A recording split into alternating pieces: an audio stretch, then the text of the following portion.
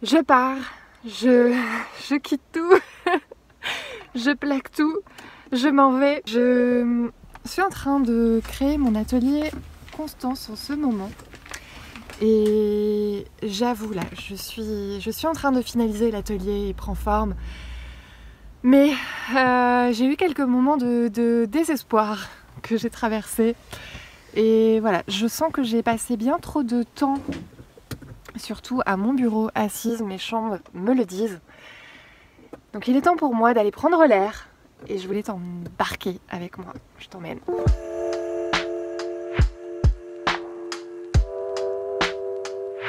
Je pensais pas du tout en arriver là dans mon cheminement créatif. Je suis à un nouveau chapitre. Je crée des ateliers en ligne pour essayer de donner une assise économique à ma chaîne. Et bien sûr, il s'est passé plein d'étapes pour en arriver là. Et quand je prends du recul, je me dis quand même, tout est parti de, à un moment donné, une problématique que j'avais où j'arrivais pas à consacrer de temps à l'activité qui me tenait le plus à cœur. Où je comprenais pas. Pourquoi cette activité, j'ai toujours eu envie de la faire, j'ai toujours eu envie d'écrire, j'ai toujours envie de ça dans ma vie et j'arrivais pas à le faire pour moi. Sur mon temps libre, j'y arrivais pas. Nos désirs intérieurs, profonds, personnels, on va pas les trouver bien emballés dans un distributeur automatique. Et pour leur donner vraiment une concrétisation, une matérialité, il va falloir prendre ses petits doigts, sa patience, redoubler d'efforts. Et c'est ça qui est pas facile. Je suis en train de reprendre tous les éléments de préparation pour mon atelier Constance. En fait, j'ai éparpillé des choses, des pensées, des mémos, des notes sur papier, des documents sur lesquels j'ai commencé à travailler pour mettre à plat la trame. Et je me rends compte que je me suis un peu trop éparpillée, donc là j'essaie de réorganiser toutes mes pensées, de retrouver une structure cohérente à tout ce que je veux dire. Et c'est pas forcément la partie la plus fun. Il y a plein d'endroits qui peuvent nous bloquer, où on peut se perdre, enfin voilà, c'est vraiment pas évident. Alors comment on fait ? Comment on fait pour donner cette matérialité à nos désirs, à nos envies ? Réussir vraiment à mener à bien ses projets personnels. Je pense qu'il y a plein de problèmes qui se posent. On est arrivé, je t'embarque. Du coup, je t'emmène. J'ai des petits obstacles à franchir, comme là. Le premier problème à résoudre, ça va être de préciser ton idée, de ne pas te perdre dans les méandres de cette idée abstraite et de vraiment commencer à lui donner des contours. Et là, tu vas me dire, ouf, déjà tu commences à être trop abstraite, Magali. Et j'avais prévu de te faire une espèce de briefing, en fait, de mettre ma casquette de chef de projet et de te dire, voilà, méthodologiquement, tu pourras aborder les choses comme ça. Et je réalise que c'est peut-être encore trop compliqué. Faire de la gestion de projet, c'est se mettre en mode débugage. Quand tu vas activer ce mode, il va falloir que tu quittes le monde de la projection, le monde de l'idée, des images, des rêves, des désirs, et que tu fasses le deuil de ton idéal. Il va falloir accepter qu'il y ait des choses qui ne sont pas parfaites, des solutions que tu avais peut-être imaginées qui ne vont pas marcher. Plutôt que de se laisser bloquer par des impossibilités, se dire que les impossibilités, ce sont des opportunités pour toi d'avancer. Là encore, si je suis trop abstraite, il faudra que tu me le dises, que tu me poses des questions. Je vais faire des petites marques au sol. Et bon... Il faut que tu aies une démarche binaire et que tu prennes les choses une à une, que tu essayes, et si ça marche pas, que tu réessayes, plutôt que de te dire « Oh là là, il y a plein de choses que j'arriverai pas à faire ». On est bien les amis, toi je vais t'allumer petit micro. Ne fais pas de mauvaises choses, hein. La dernière fois tu m'as fait des petits trucs pas très cool, donc ce serait bien que tu me passes, voilà, tu sois bien.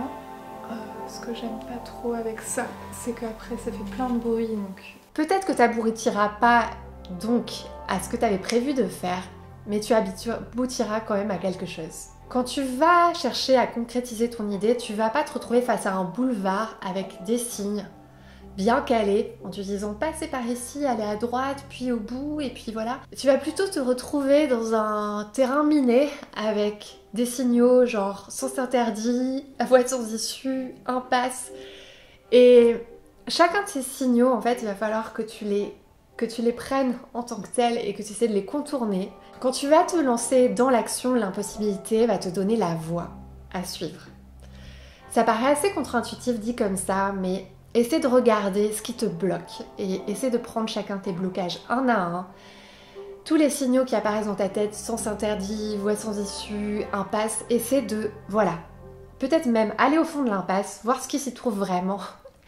Peut-être que tu vas t'y perdre, mais que tu feras demi-tour, mais voilà, continue dans cette progression. Le deuxième problème à résoudre, c'est que quand tu gères tes projets pour toi, ceux qui te tiennent à cœur, eh bien, t'es tout seul. Et gérer des projets en mode solo, c'est vraiment pas facile.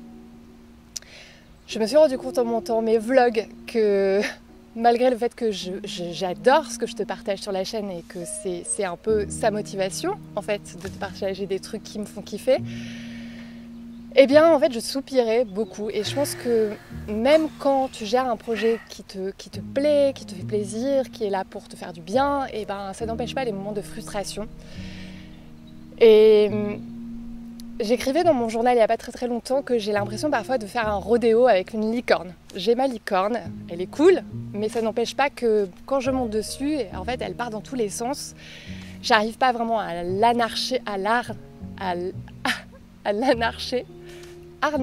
j'arrive pas à l'arnacher cette licorne. Et pour tenir dessus, il faut que je sois vraiment acharnée.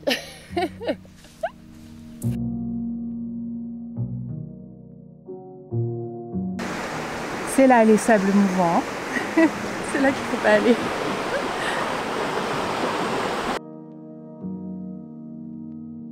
Je vais être la plus complète possible dans un atelier. C'est toujours un peu plus compliqué de les préparer parce que j'essaie d'être exhaustive. Souvent j'y réfléchis longtemps à l'avance, donc du coup j'ai vraiment gribouillé des notes partout. Et surtout j'essaie voilà, de faire en sorte que ça soit clair, qu'il y ait un cheminement, qu'on puisse avancer d'un bout à l'autre de l'atelier. C'est un exercice que j'aime beaucoup, mais qui me demande de réfléchir autrement que lorsque je prépare mes vidéos ou que j'écris une lettre créative. Donc voilà, c'est une espèce de coupure dans le rythme de ce que je fais.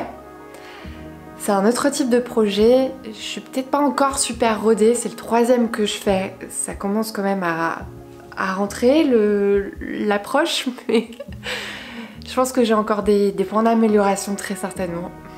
Soyons honnêtes. Et voilà. On notera bien à ce stade la façon dont mon syndrome de l'imposteur se manifeste. Coucou. Mais voilà, comme pour type de projet nouveau, frais, qui n'est pas encore bien installé, qui a pas mûri dans le temps, et ben il y a des moments en fait où j'ai des doutes. Où je me dis c'est peut-être pas encore super ce que je fais, mais voilà, j'essaie de donner le plus et de faire avec ce que j'ai et surtout de livrer le plus d'informations possible dans ce type d'atelier. Et je pense que pour l'instant j'y arrive quand même bien, soyons honnêtes, voilà, essayons d'être positives.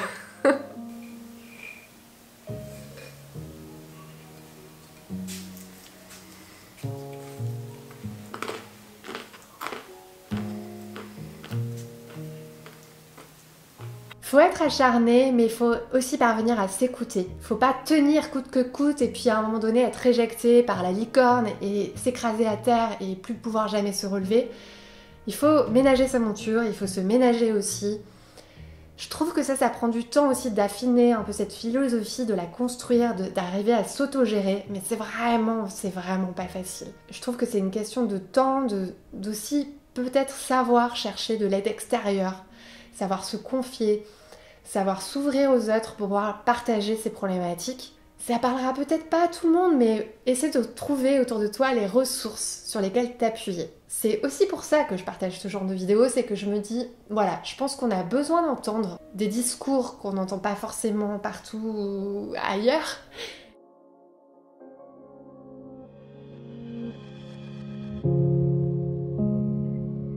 Et le 3e problème, c'est qu'aller au bout de quelque chose, c'est bien, c'est un bon départ. Mais dans une pratique créative, il y a de grande chance qu'il te faille répéter, répéter, répéter, répéter, répéter, répéter. Répéter.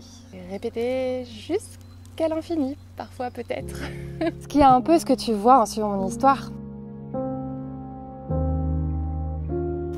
Trouver une petite graine, alors celle-là elle est vraiment bien accrochée quoi.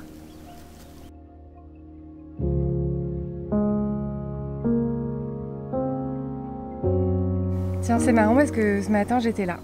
J'ai fait la boucle là. Je suis passée de l'autre côté. Je sais pas si tu reconnais, mais voilà. Devoir répéter à l'infini, ça peut être décourageant. Et c'est à ce moment-là qu'il faut un peu se confronter à la réalité et parfois la réalité elle peut faire mal parce que tu auras rêvé, t'as des paillettes plein les mirettes et puis tout à coup en fait tu te rends compte que ce que tu fais ça marche pas, c'est pas aussi bien que ce que tu aurais espéré et que en dépit de tous les efforts que tu as déployés, il va falloir encore que tu déploies d'autres efforts. À l'école quand on écrivait sur ma copie persévère, personnellement ça ne me parlait pas, ça faisait pas écho, persévérer ok mais comment? La persévérance elle est en toi. On a cette idée que c'est souvent lié à la personnalité de la personne, de répéter, d'être acharné, d'être têtu. Pour moi, pour tenir bon dans ce rodéo avec cette licorne, ce qu'il faut vraiment faire, c'est mobiliser sa force. Une force qu'on tire en nous, qui peut s'enrichir, qui peut s'étoffer, qui peut se muscler, c'est notre force intérieure, notre ténacité personnelle. Et je pense qu'on peut tous avoir ça en nous. J'y crois vraiment. Et je pense qu'il faut, pour la mobiliser, vraiment se connecter à son cœur. J'ai commencé mon atelier n'importe quoi Magali. Atelier Constance, je m'y perds, tout va bien. En fait j'ai eu un petit problème de piles qui était pas bien rechargées. Je croyais qu'elles étaient bien rechargées mes piles et en fait non. Je n'ai plus qu'à recommencer. C'est un faux départ pour l'atelier Constance, mais voilà, tout va bien se passer. Je vais recommencer demain, je vais me reposer. Je viens de mettre à jour ce que je vais faire de la semaine prochaine en fait. Ça m'évite de procrastiner, ça me mène devant le fait accompli de je dois faire telle chose. Ça veut pas dire que je vais à tout prix faire ce que j'ai noté dans la journée. Bon, je sais, c'est un petit peu tricky dit comme ça, mais en vérité, je me laisse aussi la latitude pour gérer mon énergie, gérer les imprévus. J'ai passé le milieu, le moment du désespoir. Je suis dans la phase où les choses prennent forme. Oui, il faut que je finalise et que je tienne bon, mais voilà, j'ai besoin de prendre l'air parce que je suis restée bien trop à mon bureau ces derniers jours. Soupir. Petit froid. Qu'est-ce que je voulais dire? Quand t'es dessus, tout projet va prendre énormément de place. Dans ton quotidien, dans ta vie, ça va t'absorber beaucoup d'énergie. Et c'est parfois lourd à poser. Comme une grosse brique, tu vois. Mais en fait, c'est une brique. C'est juste une brique dans un ensemble plus vaste. Il faut toujours réussir à relativiser et à garder, on va dire, la vision de la fresque globale, celle qu'on est en train de peindre. Je crois que pour matérialiser ses rêves, à un moment donné, il faut passer par des approches vraiment pragmatiques. C'est dommage, il faut faire le deuil de ses idéaux.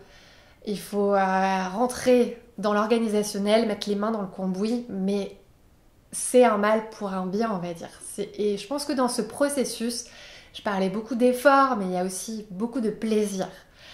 Parce que surmonter les obstacles, c'est aussi une source de réalisation, de satisfaction personnelle. Et à un moment donné, quand on s'arrête et que tout est fini, on peut au moins se dire « Voilà, j'ai réalisé quelque chose, j'en suis fière ».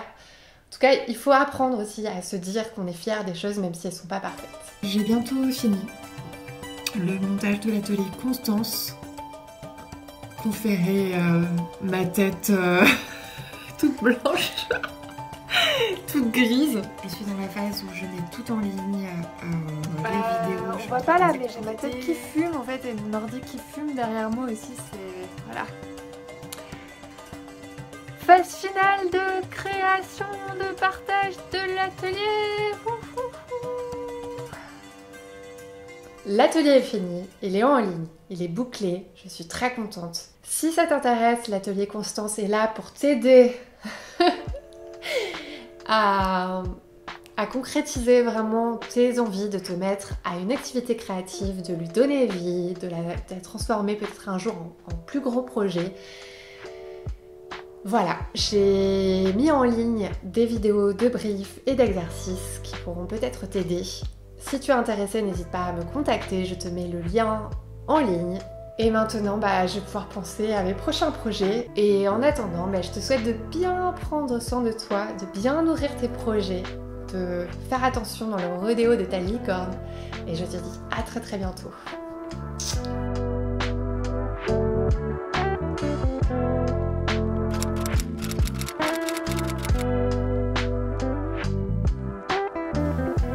Nous sommes mercredi 10 janvier, je viens de recevoir un petit message, j'ai un bug sur une de mes vidéos de l'atelier Constance.